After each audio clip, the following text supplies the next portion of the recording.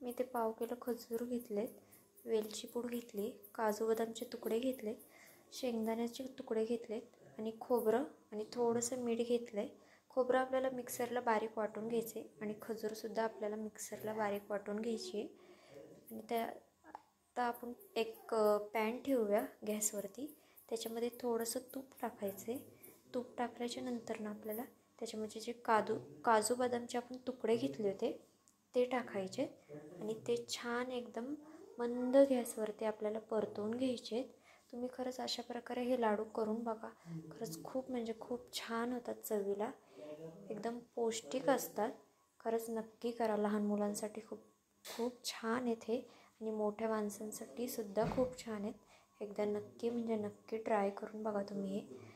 आता हे भाजून झालेलं आहे आपलं. तर त्याच्यामध्ये आपल्याला शेंगदाणे जे होते आपण घेतलेले बारीक केलेले ते सुद्धा त्याच्यामध्ये टाकायचेत आपल्याला. आता बघा अशा प्रकारे मी हे काजू बदामचे तुकडे भाजून घेतले. आता त्याच्यामध्ये शेंगदाणे जे तुकडे होते मी हे सगळे सुरीने बारीक केलेले आहेत, मिक्सरला नाही वाटले. तुम्हाला जर मिक्सरला वाटायचे असेल तर तुम्ही मिक्सरला सुद्धा वाटू शकता.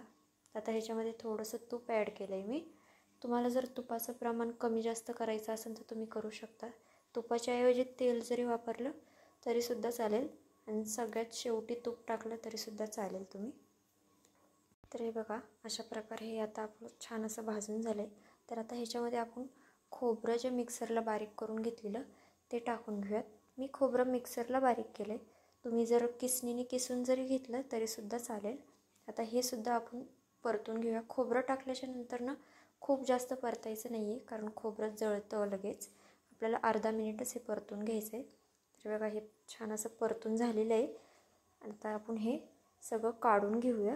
एका भांड्यामध्ये काढून घ्यायचं आहे आपल्याला. एका भांड्यामध्ये काढून घेतलं ना की त्याच भांड्यामध्ये आपल्याला नंतर ना तूप टाकून त्याच्यामध्येच खजूरसुद्धा परतायचेत आपल्याला. तर मी ते तूप थोडंसं जास्त टाकते. तुम्ही कमी जास्त केलं तरीसुद्धा चालेल. सारखं सारखं ह्याच्यासाठी सांगते काय कोणी जरी असं म्हणायला नको की तूप खूपच वापरले. तुम्ही माझ्यानुसार तूप टाकले. तुम्हाला कमी टाकायचं असेल तरीसुद्धा तुम्ही टाकू शकता. तर इथे खजूर टाकले आणि हे आपल्याला मंद गॅसवरती छान परतून घ्यायचे. गॅस फास्ट करू नका, नाहीतर मग आपले खजूर जळून जातील.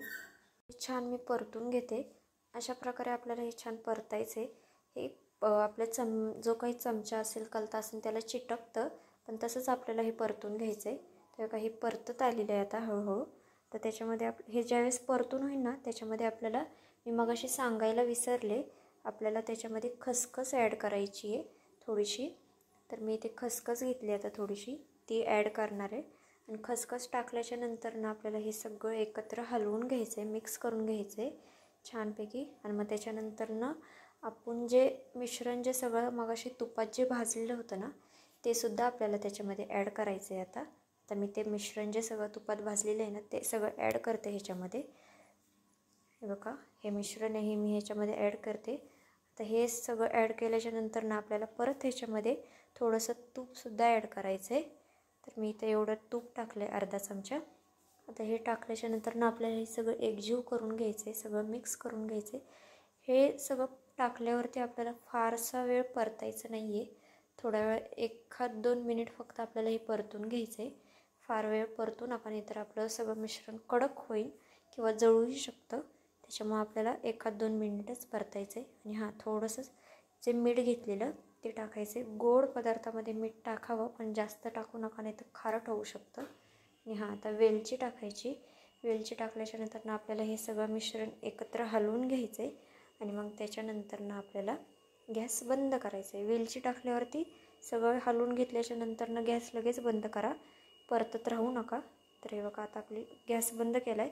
हे मिश्रण छान पूर्ण थंड करू नका, तुमच्या हाताला सोचेल असंच थंड करायचं आहे. आणि थोडंसं गरम असल्यावरतीच आपल्याला ह्याचे लाडू वळून घ्यायचे. तर बघा आता हे थोडंसं थंड झालं आहे.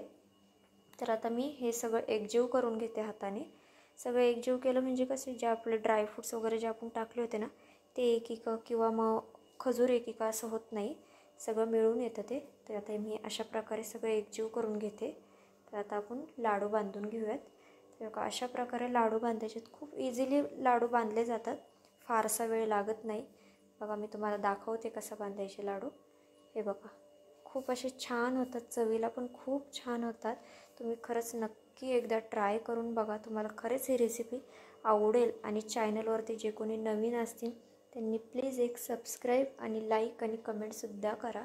तर मी अजून एक लाडू तुम्हाला बनवून दाखवते. अशा प्रकारे करायचे, खूप पटकन रेसिपी होणारी ही, काही फारसा वेळ लागत नाही. फक्त खजूरमधले बी काढण्यासाठी आणि परतण्यासाठी काही वेळ जाईल तेवढाच, नाही तर फारसा वेळ काही लागत नाही ह्याला. तर हे बघा अशा प्रकारे आपले लाडू तयार झालेत. तुम्हाला रेसिपी कशी वाटली मला कमेंट करून नक्की सांगा. आणि चॅनलवरती जे कोणी नवीन असेल त्यांनी प्लीज एक सबस्क्राईब करा, लाईकसुद्धा करा. चला तर भेटूया नवीन रेसिपीसोबत.